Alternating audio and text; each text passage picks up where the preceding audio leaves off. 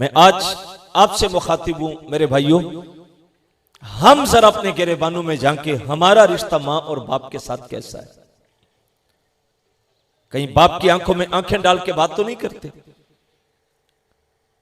कहीं मां के सामने ऊंचे लहजे में कलाम तो नहीं करते। अगर तो अदब पास नहीं है मां बाप का, आप सारी जिंदगी भी लगे रहें आपको कुछ नहीं मिलेगा। मां और बाप ये पहला रिश्ता है दुनिया में, इनकी कदर करो। ये बड़ी मोहब्बत से औलाद को पालते हैं। 4 जमातें पढ़ के आपको अच्छी नौकरी मिल गई तो आपका मिजाज ही बदल गया।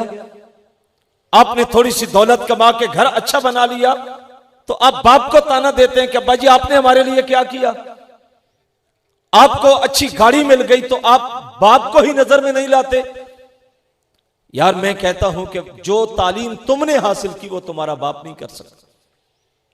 जैसा कारोबार तुमने वसी किया वो तुम्हारा बाप नहीं कर सका। जैसा महल तुमने बनाया वो तुम्हारा बाप बना के नहीं दे सका। जैसी इज्जत शोहरत अजमत मुआशरे में तुम्हें मिली वो तुम्हारे बाप को नहीं मिल सकी। लेकिन मैं कहता हूं कुछ लम्हे के लिए सारी चीजें साइड पे रख दो। ये डिग्रियां भी रख दो, ये गाड़ियां भी रख दो, ये बंगले भी रख दो, ये नाम की शोहरतें भी रख दो और पलट के चले जाओ उस दिन के ऊपर जब तुम पहले दिन घर से स्कूल को निकले थे किताबें पकड़ के। मुझे बताओ उस वक्त तुम्हारे स्कूल की फीसें किसने अदा की थी? यही बूढ़ा बाबा था जिसको आज आंखें दिखा के तुम कहते हो अब्बा जी आप ना बोला करें, आपको बोलना नहीं आता। अब्बा जी आप ना बोला करें, आपको नहीं पता जमाना कहां पहुंच गया। और जिस जमाने में तू खड़ा है तू जानता है तुझे इस जमाने की सफों में खड़ा करने वाला भी यही बूढ़ा बाबा था जिसने कमर पे बोरियां उठाई और तेरी फीसें अदा की, जिसने सारा दिन गलियों में झाड़ू दिए और तेरी फीसें अदा की, जिसने लोगों की गालियां सुनी और तेरी फीसें अदा की। और आज 2 हरफ पढ़ के तू उस बाबे को कहता कि अब्बा जी आप ना बोला करें, आपको बोलना नहीं आता। खुदा के लिए इन मजलिसों में आके महफिलों में आके सीखने की नीयत से आया करें। जब तक दीन पे अमल नहीं करेंगे बात नहीं बनेगी। दीन क्या कहता है, शरीयत का मिजाज क्या है और हमारा अंदाज क्या है। मां बाप की कदर करना सीखो। इन्होंने बड़ी मेहनत की।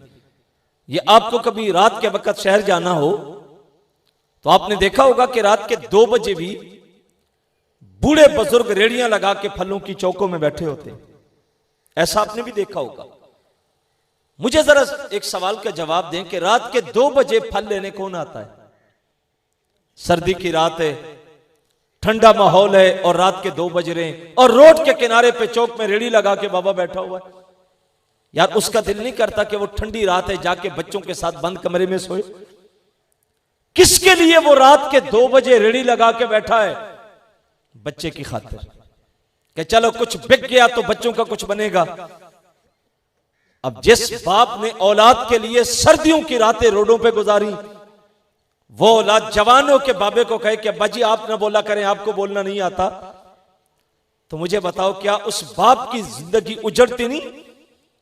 जिस मां ने लोगों के घरों में बर्तन धो के, सफाइयां करके, फैक्ट्रियों में झाड़ू दी के, दफ्तरों में मुलाजमतें करके औलाद का पेट पाला और वो बच्चा बड़ा हो के बीवी की बात सुन के मां से कहे अम्मा आपको 2 वक्त की रोटी मिल जाएगी, बोला ना कर।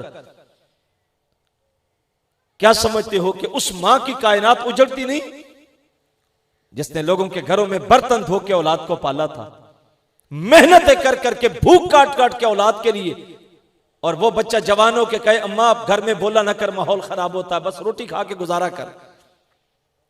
याद रखो यही दीन है, महफिलों का यही पैगाम है कि मां बाप की कदर करना सीखो।